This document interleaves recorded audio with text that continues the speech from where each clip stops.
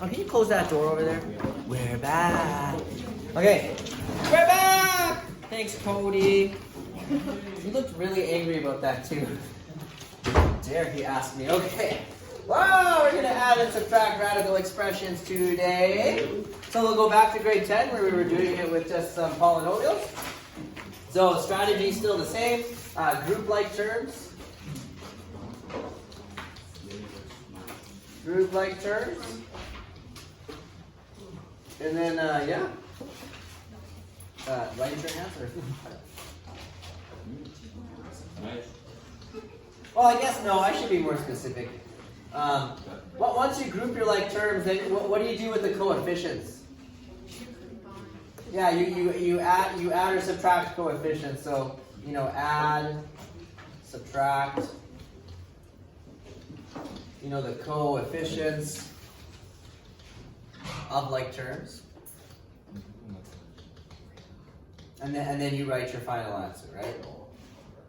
Leave yourself some room underneath group-like terms because we'll write like what's a like term if it's a radical, right? Because we're going to be doing this with radicals. So in a moment, we'll write that in. So group-like terms, add or subtract the coefficients of like terms, and then like write final answer. All right.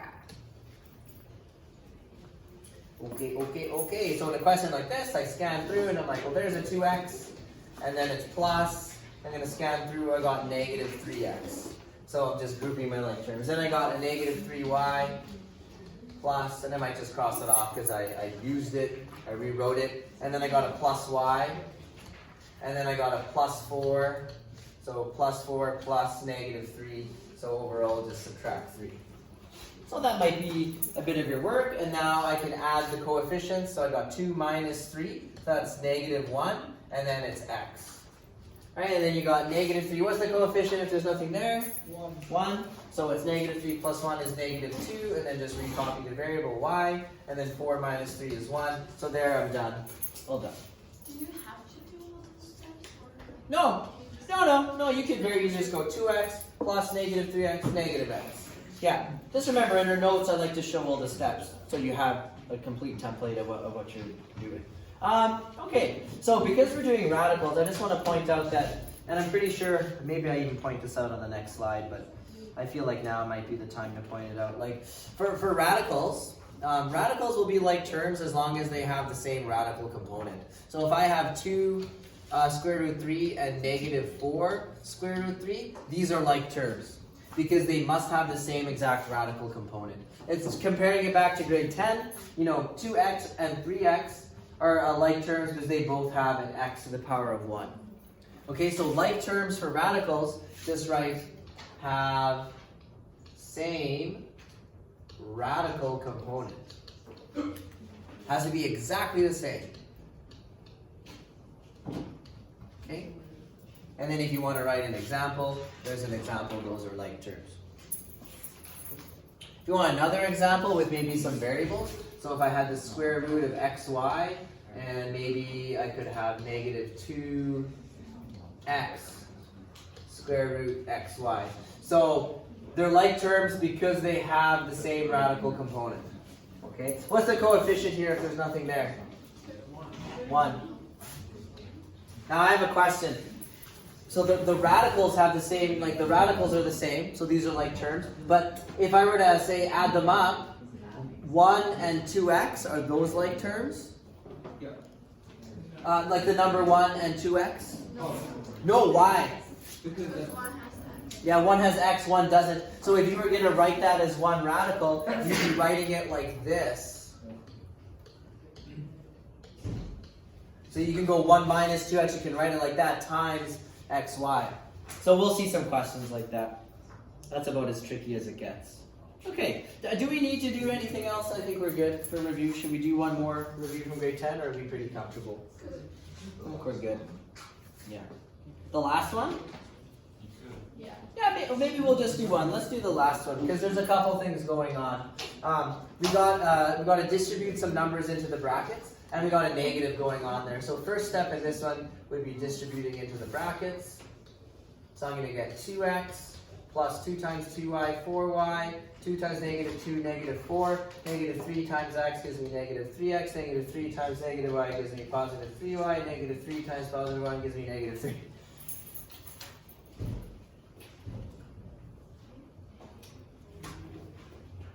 And now, because some of you guys are complaining that I was writing too much, we could just go straight to, going 2x minus 3x and we get negative x.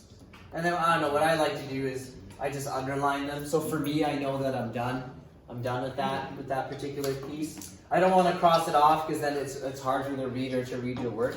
So 4y plus 3y is 7y. So I'm just going to underline them so I know that I've done that. And then I got negative 4 subtract 3, so I get negative 7. And there you go. All right. Questions? Which one? All right. So now we'll talk about radicals, but basically the strategies used for simplifying polynomials are basically the same for simplifying radicals. Here's the like term thing again. So like terms, or like radicals in a sum or difference expression of radicals have the same radicand and the same index. Okay? So there it is for you again. So for example, if you have this statement where we're adding these radicals together, the square root 3 and the 4 square root 3, those are like terms because they have the same radical. Okay, so the same square root 3. Right, the indexes match. Everything's got to match from the index to what's underneath the sign. Okay? So if that's the case, then what do? You just add the coefficients. So 1 plus 4. So here they are grouping it. And when you go 1 plus 4, you get 5 square root 3. And then the other one doesn't have a like term, so we just keep it there all by itself. Okay? I got a couple no-nos down here. Okay, so if you got square root of 7 plus square root of 7, we add the coefficients and you get 2 square root 7. Ding! That's right. Okay, it's not this. So if you don't take what's this called again? The number underneath? The radicand. You don't take the radicand and add them up. It's not the same thing. It is not the same thing as the square root of 14. So that's wrong. And here's just another example where they're adding them up. That's not right. Okay, so these ones are not like terms. These ones are. This is how you do it correctly. That's how you don't do it correctly. Okay? Then if you get that, this really is fairly straightforward. Because we're just adding and subtracting. So let's try a bunch of questions. You may have to simplify radicals. So sometimes things might not look like terms, because maybe you can simplify them. So I don't think it happens in this example, but it'll happen in others. So let's take a look. For the first example, I will start grouping them first. So I just scan through and I'm like, okay, I'm looking for square root 2. There's a square root 2. So I'm going to go 3 square root 2, subtract 6 square root 2. And then I got a 5 square root 3. So, and a 4 square root 3. There. So I sort of group them side by side.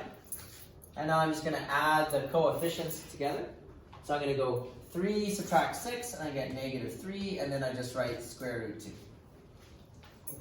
And then I got, 5 square root 3, 4 square root 3, so add the coefficients. So I get 9 square root 3, and then you're done. That's as far as you can simplify it. Oh, wow. No questions about that one? Example B. This time I'm just going to go a little bit, well, it's our notes. I'll go a little bit faster. So 9 square root 3, do we have any like terms? Yeah. Oh yeah, here's one. So here's another square root 3. And here's another square root 3. Okay? So maybe in brackets I can write 9, subtract 12. What's the coefficient here? 1. So that's the operation you need to do, and it's times square root 3. And then I also have plus, I got negative 7 square root 5 and negative 2 square root 5, so I'm going to write negative 7 plus negative 2 square root 5. Okay, so you can add up all those coefficients, and here you get negative 3 plus 1, so you get negative 2 square root 3. Over here, negative 7 plus negative 2 is negative 9. So when you go plus negative 9, it's the same thing as just saying subtract 9 square root 5. So there's that one. Now again, if you don't want to do all that, I'm just doing it because it's the notes. You could have very easily just been like 9 subtract 12 is negative 3, plus 1 is negative 2 square root 3, and then you could have been like negative 7, subtract 2 is negative 9 square root 5, and you got your sign there already. It could be that easy. Any questions? The screen has like kind of a strobe effect right now, right? Yeah. No, it's just you. Well, that's what I was checking. I went into a deep neocitrin sleep last night. This is just to try it yourself. I don't think we need to do, well, really quickly the answer is 3 square root 6, right? So that's too easy. Let's try this one because this one you'll have to simplify first. So when possible, simplify, right? Because like I'm looking at this and it's like, well, there's no like terms. But in reality, these are all cubic roots, by the way. It's a little hard to read. In reality, we can probably simplify some stuff, so we'll get some practice. Anyone know 128 off the top of their head? Is it 6 to the power of 3? No, it's not a perfect one, is it? Because 5 to the power of 3 is 125, right? 125? Yep. So yeah, it's going to be somewhere between 5 and 6. So okay, we'll start doing the prime factorization. So what's a number that goes into 128 even? 8 and 20. Oh, 8 and 20? No, yeah. 2 and 64. 2 and 64? Yeah, like honestly, worst case scenario, divide by 2. So if you divide it by 2, you get 2 times 64. Hopefully,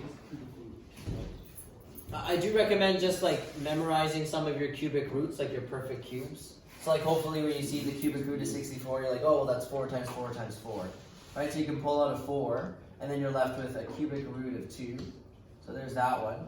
Let's work on simplifying this one. This one should be easier. Shouldn't you bring it to 8? So, oh wait. We're okay? Good. Okay, just as long as we're all okay. 16 is what? 2 to the power of? 4, right? So then I can pull out 3 2's, and I'd be left with 1 outside, and then I have 1 inside. Did I forget anything?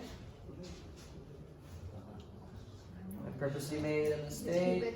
Yeah, don't lose your cubic root, okay? So don't lose the little 3. Now 54, oh goodness. Goodness gracious. Again, if you're like really stuck like I am right now, I can divide it by 2 because it ends in an even number. So it's 2 times 20, what, 27? 27. And the cubic root of 27 is 3, it's 3, right? It's 3 times 3 times 3. So I can pull out a 3, and then I'm left with the cubic root of 2. So now when I step back, oh, they're all like terms, right? They're all cubic root of 2, cubic root of 2, cubic root of 2. Hooray! So we can just add or subtract the coefficients. So we got 4 subtract 2, which is 2. Subtract 3 gives me negative 1 times cubic root of 2. And you're done. Guys, that was so much fun. Let's do more.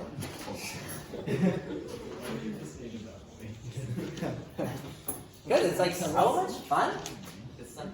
I mean, like, obviously, I don't know. I find this stuff pretty mundane. But here we are. 20 is 4 times 5, right? So there we go. 18 is what times what?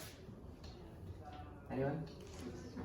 6 times 3. I'm going to go with 2 times 9, just because I already wrote the 2. 45 is 9 times 5. It doesn't matter where you start as long as you broke the number down properly.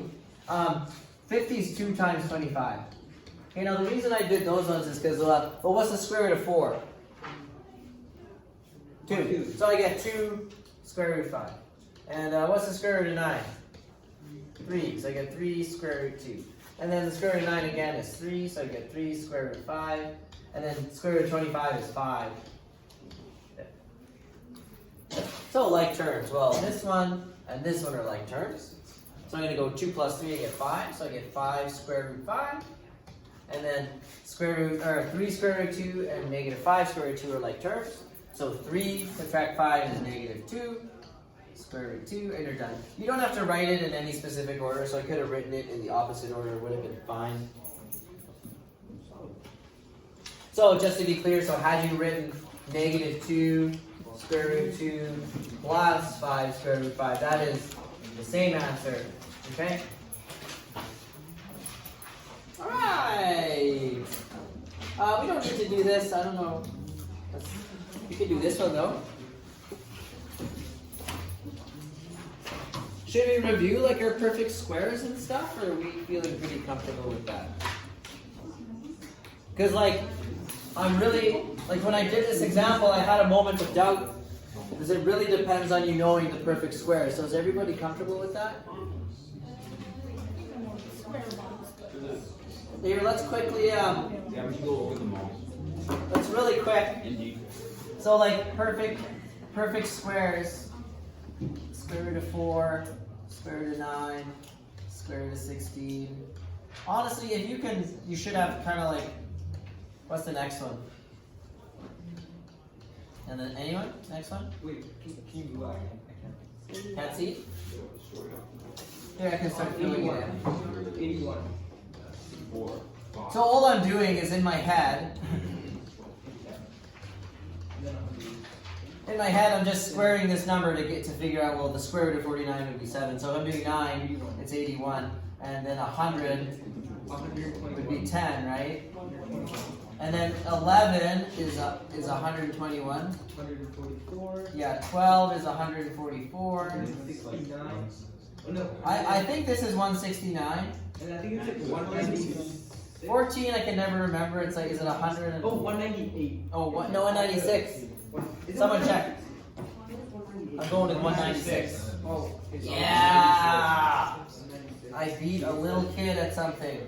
Man. The math major beat a high 15. I know. 225. I can never remember 16. I only know 16 is 2. Yeah, I only know 36. false. 256. 250, yeah, okay. 17 is like 285. I want to say 289.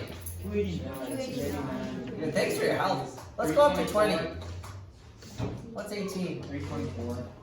324? 361. Yeah.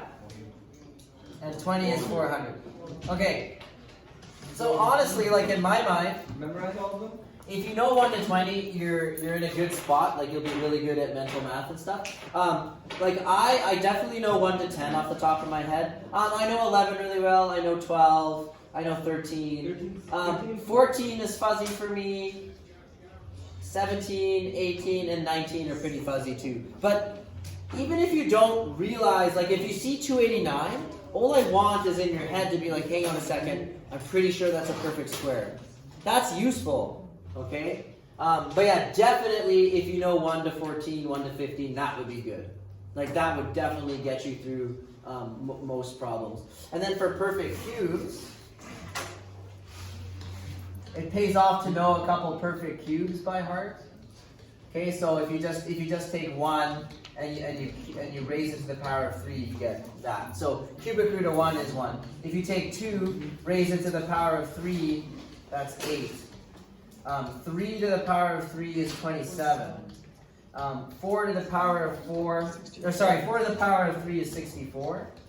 Okay, and if you know 5, that'd be really good. That's 125. And that's the ones that I know, like just any time you could wake me up at 3 in the morning and I could spit them out to you like immediately. 6 I think is, what is it? What's 6? Is it 6 to the power of 3? 216. 36 times 6. Yeah, I could figure it out. But does anyone know it? 216. Oh, 216. Yeah. So this one, I know enough that when I hear it, and I hope I'm right. Is this right?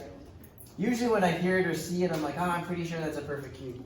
7 is like 343 or something. Yeah. So for some reason that one sticks in my head. I have no idea what 8 is. 8? Oh, okay, I should have known that one. Okay, and then 9, I have no idea. Okay. But honestly, by the time you get to 5 or 6, you're good. And then you should always know 10, right? Like that one, 1,000 ain't gonna be hard, okay? So if you know those are good. If you know like a couple perfect fourths, that would be good too. What's 27? What times what? 3 3? times 3 times 3. Perfect. 3 times 9, 3 times 3 times 3. Perfect. What about 50?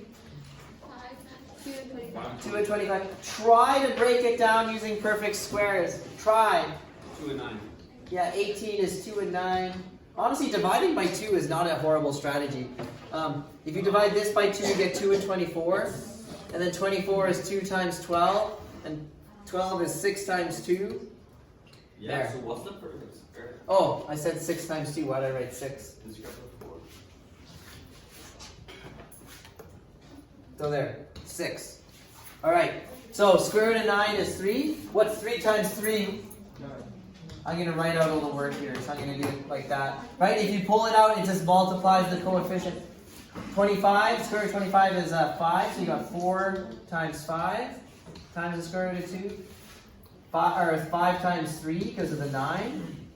Now over here, be careful. There's a 2 you're pulling out, and there's a 2 you're pulling out, so 2 times 2. And then you still have a square root 3. Okay, I did this to demonstrate all the work because it's our notes. 3 times 3 is 9, so you got 9 square root 3, 20 square root 2, 15 square root 2, there, 4 square root 3. Wait, Did I make a mistake? Oh, yeah, okay. for the last one, why can't you use 4 and 12? 4 and 12, what do you mean? Yeah. You could have. Never mind. 4 times 12, yeah. But then, so if you do that, then you got 4 square root 12, you can still break that down. You'd be missing one of the 2's. And sorry, that would be square root 4 times square root 12, yeah, okay? Okay, finish grouping your like terms. So the square root 3 has a like term over here, so 9 subtract 4 is 5 square root 3. And then 20 square root 2 and 15 square root 2 would give us negative 5 square root 2, and you add those up. And you're done, okay?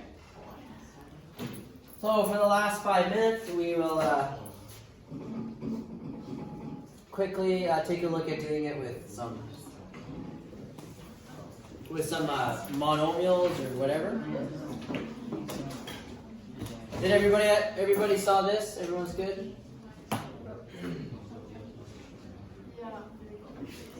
Well, Cody, how much hockey do you do in a day? Still like terms? Yeah, why? Because this is just square root x. Ready? 5 plus 3 subtract 4? 4. Okay, are we good?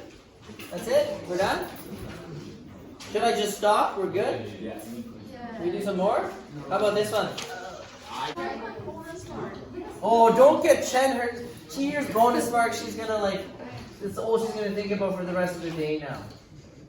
She's gonna be sitting there at lunch staring at her like her little lunch kit, just bonus marks. Oh my goodness. What are you talking about? I'm so nice. You already ate your lunch. That's math class is just when you eat your lunch. Yeah, pretty much. Okay, so guys, I broke this down. I broke this down. Okay, we'll get serious. I broke this down. Okay, I'll just wait. This is my fault. Okay, are we ready? Because we gotta finish, yeah? Okay. So I broke down the 25. A squared is a times a. And I'm pulling out groups of 2 of the same thing. So I got 5. And then a times a will give me an a. And then I get square root b. Okay, and then plus. So 2 times 2, so I pull out a 2. A times a, so I pull out an a. And then I'm left with the square root of b. Keep in mind that not every question is going to work out. Like sometimes you'll simplify and you do not have like terms. But is this a like term? Yeah. And then, if you're going to add coefficients, you need to think again, well, are these like terms? Yeah. So if they are, you can go 7a times square root b. If they're not, you'd be writing them in brackets. Okay? Just like how I did on the first slide. I think we'll see an example in a moment. Oh, also, I've been forgetting to do the permissible value. So in every question, you should be having permissible value. So for a, I can plug in anything, right? Because it's squared. And what about for b?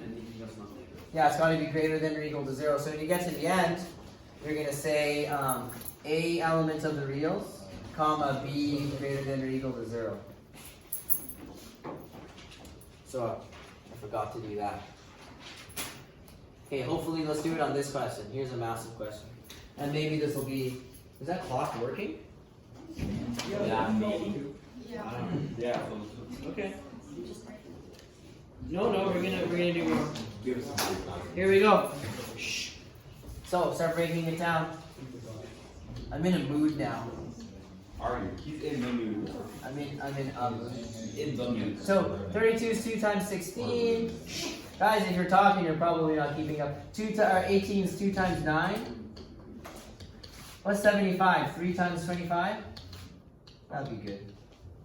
Alright. So square root of 4 is 2. 2 times 4 is 8. So I get 8 times square root of 3d. Let's see, 16. The square root of 16 is 4. So 2 times 4 is 8. And then I have square root of 2x. Plus, square root of 9 is 3. So 3 times 5 is 15. So 15 square root of 2x.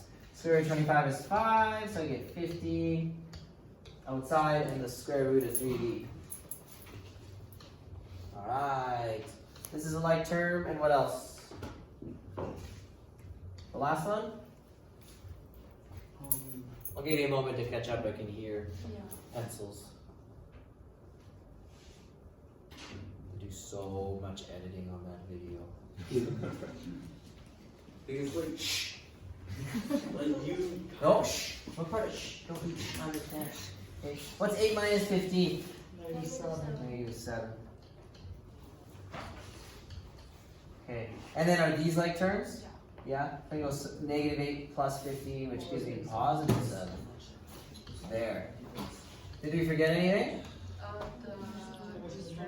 Yes, the restraint. Well, the permissible values in this case. So for D, greater than or equal to 0. For X, greater than or equal to 0. And then that's everything. So at the end, you just are expected to state them. So you can go X greater than or equal to 0. D greater than or equal to 0.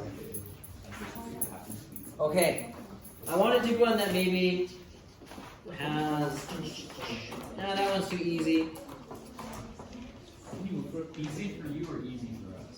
I think we've already done enough examples of this type.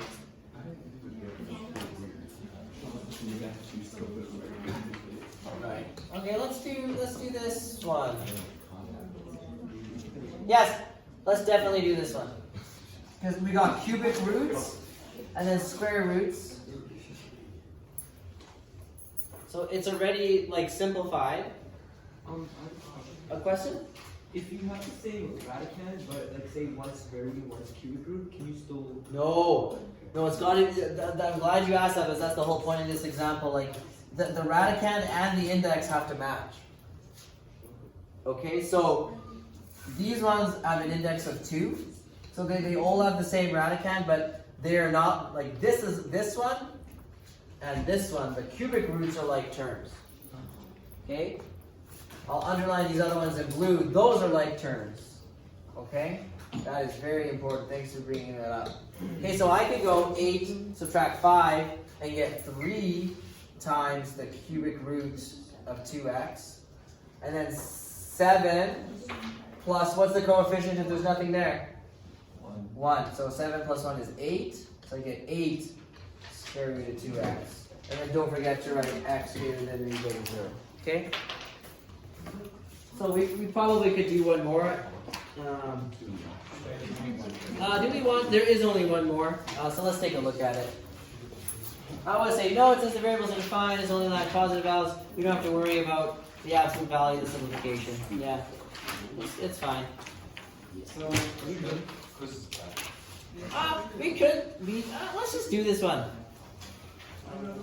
Just so we can say that we did one of like moderate difficulty.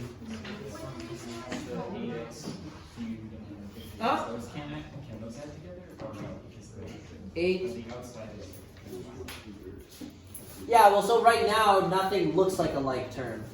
Yeah. So right now I wouldn't touch anything. We gotta simplify these first to see what they are in their simplest form. Then we can start worrying about. Yeah. So let's see what we get. I'm gonna try to show all my work. So 8 would be 4 times 2. And then the x to the 3, well, I'm just going to write it as x squared times x to the 1. Right? So then I know that I'm going to pull this out, and I'm going to be pulling that out. And then the next one I got 4y times, well, 75 is 3 times 25. Y to the power of 3 is y squared times y to the 1. I'm going to be pulling out those. Hopefully I don't run out of room. 27 is what, 3 times 9? And then y to the 5, so y squared times y squared times y to the 1. Pulling out all that stuff. And hopefully I can squeeze this in. 50 is 2 times 25, and then it's just x. There. So pulling out the 4 gives me a 2, pulling out x squared gives me x. So I have 2x. 5 times 2x is 10x. And I'm left with square root of 2x. And then here I'm pulling out a 5y. So 4y times 5y is 20y squared. Right, so you need to be very careful that you're... Wait, so doesn't it feel like because there's already a y outside? Well, when I pull out the y squared, I'm just left with a y, right? So then y times y is y squared. 5 times 4 is 20. Yes, you must be very careful. On the next one, be careful because I'm pulling out a y and another y. So I'm pulling out a y squared and I'm pulling out a 3. So I have 3y squared times negative 2. So I get 6y squared. And what I have left over, 3y. And then on the last one, I'm just pulling out a 5. So negative 3x times 5 is negative 15x. And I'm left with the 2 and the x there. And now if I have any like terms, I can add them up. Wait, for the square root of 50x, why wouldn't you bring 20? Wait, you brought 25x, so why can't you go? I didn't bring out 25x. No. This x was already here and I just brought out the 5. So why didn't you bring out the 5x or 25? Well, because I don't have enough x's to pull. Or I need at least 2 to pull one out, right? It's a square root, so I'm looking for groups of 2 of the same number. Yeah. Yeah, these questions, guys, have a lot going on. So be very careful because I've seen this happen a lot where it's like, oh, it's so easy when you do it on the board and then like I just get blanks. Like the test is like every question's blank. Because it's like these are hard. Like you really need to practice probably 3 hours a day. No, honestly, if you did like 20 minutes at home. And then if you're stuck, like if you're like, well, I didn't do anything in 20 minutes, it's like, okay, well, then you need to see a peer tutor, you need to come see me after class or something. You need to talk to a friend. I don't know. You need help, math help. So those are like terms. Now here's the thing. These are like terms, but sometimes you cannot add the things that are in front. So it's 10x and 15x. Are those also like terms? Yeah. But I'm just going to write it in brackets because sometimes if they're not like terms, you would be writing it like this, and then outside the bracket you'd be writing that. Okay. Now in this case, these are like terms. So you could just jump straight to this. I'm just saying if you can't, you literally put brackets around it, and that's how you would, like add your coefficients together. Right? Like if this was a 15, I wouldn't be able to add them, so I would just leave 10x minus 15 times the square root of 2x. Okay? That may happen to you in some questions in the homework. Alright, this one and this one. So these are like terms. And then the radicals are like terms, so we can add them together. So we're going to get 20y squared, subtract 6y squared. Again, just to show all my work, I'm going to write it like this. So 20y squared minus 6y squared times the square root of 3y. And then that gives me 14y squared times square root 3y. Done! Oh, don't forget the conditions. What were the conditions? X and y were greater than or equal to 0, I think. Okay. When we were making our conditions, do we ever need to go back to the original one, or can we just... Oh, no, yes, you must take it from the original. Yeah. Oh, well, but be careful. So normally, yes. But because in this question, they gave you the condition, then you're going to roll with that. Yeah. But if this wasn't here, then I would be looking, and then you're looking at the powers like we were doing that one day. Yeah. Okay, sorry for the sidebar. Now, can you tell us some stories? So how many minutes did I waste?